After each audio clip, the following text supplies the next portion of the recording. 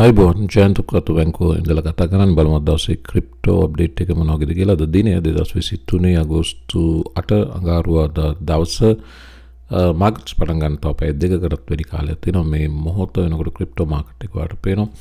අද දවසේ ඇල්ගොරෑන්ඩ් හදේරා EGLD වගේ ඒවා perform කරන අතර අතර ලූසර්ස් ලයින් නව render token Pepe GMX Casper Rocket Pool වගේ altcoins mix market එක මේ මොහොත වෙනකොටත් තියෙන්නේ. ඉකොනොමික් කැලෙන්ඩර් එක පැත්තට යනවා නම් මේ සතිය වැදගත් ඉවෙන්ට්ස් කරනාවක් සිද්ධ වෙන සතියක් බව පේන තියෙනවා. ඒකේ ඉම්පෝර්ටන්ට්ම ෆෙඩ් ප්‍රෙසිඩන්ට්ස් ලා ගන්නවා කතා කරනවා. මේකේ හෝල්සේල් ඉන්වෙන්ටරිස් රිලීස් වෙනවා අද දවසේ උදේ 10ට ඊස්ටර්න් ටයිම් එකෙන්. වැදගත්ම සිදුවීම තමයි බ්‍රහස්පතින්දා අගෝස්තු 10 වෙනිදා CPI numbers, inflation numbers release වෙනවා. මේ inflation number එක එන නිසාම මාකට් එක තරමක slow down වීමක් සිදු වෙලා තියෙන බවත් සිකුරාදා wholesale inflation numbers නැත්නම් PPI numbers, producer price index කියන numbers උත් release වෙනවා. Federal Reserve එකේ මේ numbers දෙකම වැදගත්. Federal Reserve එක personally කැමති හැබැයි PCEI numbers වලට වඩා මේ numbers දෙකටම වඩා නමුත් CPI numbers producer price index numbers සුත් විශේෂ සැලකිල්ලකට භාජනය කරනවා ඉදිරි රේට් සම්බන්ධ තීන්දුව తీරන වලදී. අගෝස්තු 10 එතකොට තීරණාත්මක දිනයක්. අගෝස්තු 10 මොකක් විය හැකිද? CPI numbers මොන වගේ තත්වයකට පත් වෙලා තියෙන පුළුවන්ද? better numbers නැත්නම් worse numbers? better number එකක් වුණොත් මාකට් එක තවත් perform කරන්න පුළුවන්. නරක නම්බර් එකක් වුණොත් මාකට් එක මෙතනින් නැවත pull back එකකට correction එකකට යා හැකි. අපිට තියෙනවා forecast එකක් බලන්න පුළුවන්. සා මෙතෙක් මේ numbers move වෙච්ච ආකාරය මේ තියෙන චාලි බිල්ලෝගේ post එක මේක බලන්න. US inflation CPI year on year numbers මෙතන තියෙනවා.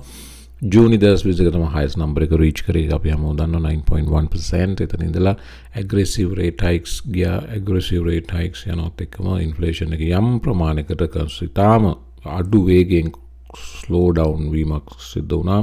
නැත්නම් පහත වැඩිවීමක් සිද්ධ වුණා. ඉතාම අඩු වේගයකින්. ඊට පස්සේ මේක 8.5 8.3 8.2 ආදී වශයෙන් එතනින් 7ට 7න් 6ට 6න් 5ට ඇවිත් අවුරුද්දකට පස්සේ කොහොම නමුත් 2022 ජූනි 9.1% තිබ්බ එක අවුරුද්දකට පස්සේ 3% දක්වා තුන්ගුණයකින් නැත්නම් 3න් එකක් දක්වා previous number එක අඩු කරගන්න හැකියාව තිබ්බා. දැන් ඊළඟට තියෙන challenge එක තමයි Cleveland Fed estimate එක. මේගොල්ලන්ගේ inflation tracker එකක්. ඒකේ prediction එකක් තියෙනවා. අගෝස්තු 10 එන ජූලි number එක ජූනිත් number එකට වඩා higher inflation number එකක් එන්න පුළුවන් බව.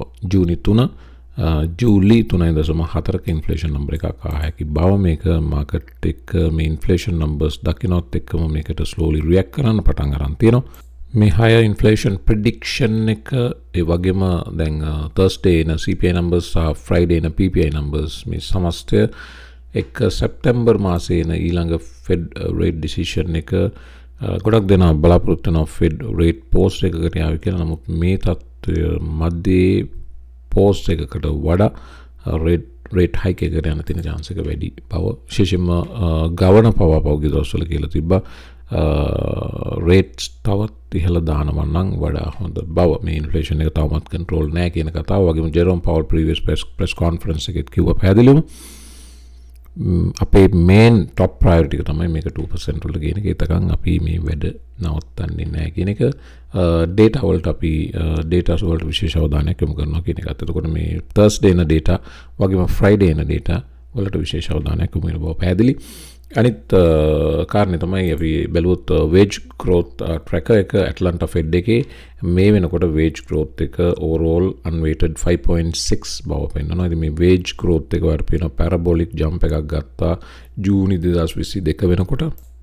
inflation එක control කරන්න වගේම employment market එක weak කරන්න Federal Reserve එක ගත්ත වැඩ කටයුතු ඒ තරම් සාර්ථක නොවී තියෙන බව පේන්න තියෙනවා. 2022 ජූනි 6.7 තිබ්බ wage growth එක අවුරුද්දකට පස්සෙත් මේ වෙනකොට තාමත් 5.6 තියෙන. ඒ කියන්නේ ලොකු ඩ්‍රොප් එකක් සිද්ධ වෙලා නැහැ. මේකත් ඉන්ෆ්ලේෂන් එකට නරක ලෙස බලපානවා.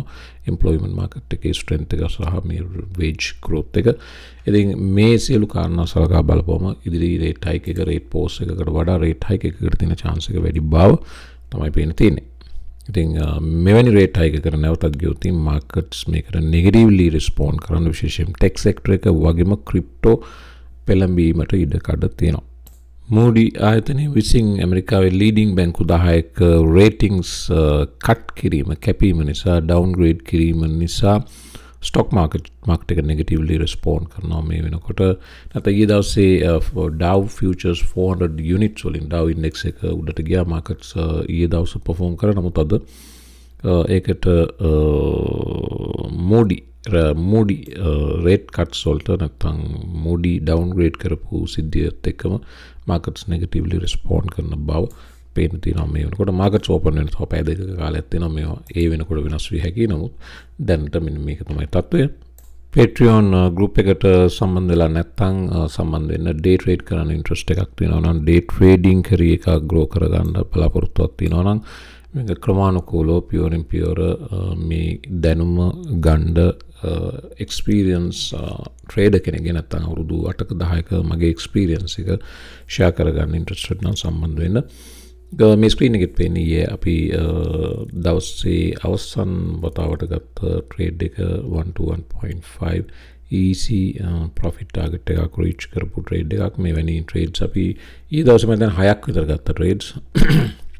හැමදාම අපි ට්‍රේඩ්ස් 6ක් ගන්න. ට්‍රේඩ්ස් තිබ්බොත් තමයි ගන්න 6ක්. අපි උත්සාහ කරන වැඩි ප්‍රමාණයේ ප්‍රොෆිටබිලිටි ඉන්නේ. ඊයේ මම හිතන්නේ 2ක් විතර අපි ලොස් වුණා. ඉතින් ඒ වුණත් අපි උත්සාහ කරනවා වැඩි percentage එකක් ප්‍රොෆිට් වල ඉන්නේ. අපි රිස්ක් කරන්නේ එක නිසා 2ක් ලොස් වුණොත් ලොස් වෙන්නේ 2යි. එක ට්‍රේඩ් එකකට අපි අඩුම ප්‍රොෆිට් එක 1.5 ගන්න නිසා ට්‍රේඩ්ස් 2ක් ප්‍රොෆිට් වුණත් එතන 3 ගේන් එකක් ඇවිල්ලා 1.5 එතකොට 1.5 3යි. ලොස් වෙච්ච දෙක ඒකෙන් අඩු කරපුවම ඒත් එකක් ප්‍රොෆිට්. මේ ඒ විදිහට තමයි අපි යන්නේ. ඒ වගේම මේක වඩා හොඳින් තේරුම් ගන්න පුළුවන් Patreon එකට සම්බන්ධ වුණා නම් link එක තියෙනවා YouTube video description box එකේ. එතනින් Patreon කියලා එතනින් එන්න පුළුවන්. Bitcoin trades flagged ahead of US inflation data යනුවෙන් සඳහන් වෙනවා. මම කලින් කිව්වා වගේම inflation data වල මොන වගේ තත්ත්වයක් ඒ විදිහ මාකට් එක කොයි වගේ රියැක්ට් කරාවිද කියන චකිතය නිසා මේ වෙනකොට මාකට්ස් perform වෙන්නේ නැහැ. ඒ වගේම volatility එක drop වෙලා තිනවා. massive volatility drop එකක්. මෙන්න මේ chart එක බලන්න මේක Glassnode දාලා තින්නේ. මේකේ පෙන්නන්නේ annualized realized volatility මේ වෙනකොට 2015 bear market එකේ අවසන් භාගයේ තිබ්බ levels වලට මේ රතු line එකෙන් පෙන්නන්නේ 1 month moving average එක, black line එක bitcoin price එක. ඒ 1 month volatility moving average එක bear market එකේ reach කරා lowest levels වලට.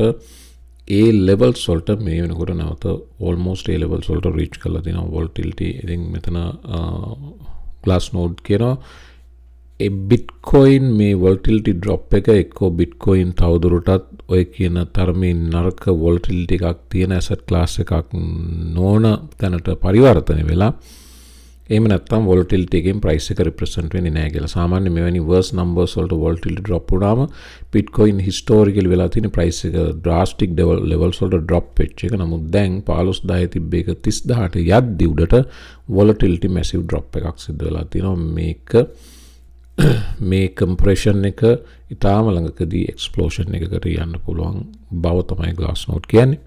ඒ වගේම mustache දාපු මේ chart එක බලන්න මේක bitcoin price එක සහ bitcoin weekly price එක සහ Gaussian channel එක මේක statistics වලදී data set එකක් analyze කරන්න use කරන එක ක්‍රමයක්. ඉතින් මේ Gaussian channel එක අපි මේ bands දාලා බලපුවම bitcoin price එකට මේක red to green change with which හැම අවස්ථාවකම bitcoin price එක massive bull run එකකට ගිහිලා තිනවා. මේ 2019 මේ 2020 covid crash එක example එක අරුණු කොට. ඉතින් ඒ අනුව මේ වෙනකොට ආයමත් මේ Gaussian channel එක red බෑන්ඩ් එක අවසන් කරලා ග්‍රීන් ප්‍රින්ට් එකක් දුන්න බව සඳහන් වෙනවා. මේක බුලිෂ් සිග්නල් එකක් පැහැදිලිවම Bitcoin වලට. ඉතින් එහෙම බලපුවම weekly chart එකේ කියන්නේ long term Bitcoin bullish signals මේ වෙනකොට already emit කරන්න පටන් ගන්න තියෙනවා. overall Bitcoin වලට good news එකක් තමයි මේ chart එකත් ඒකට උදාහරණයක් විදිහට ගන්න පුළුවන්. එන්න අනිත් වීඩියෝ එකේ ඉතුරු තොරතුරු ටික බලමු.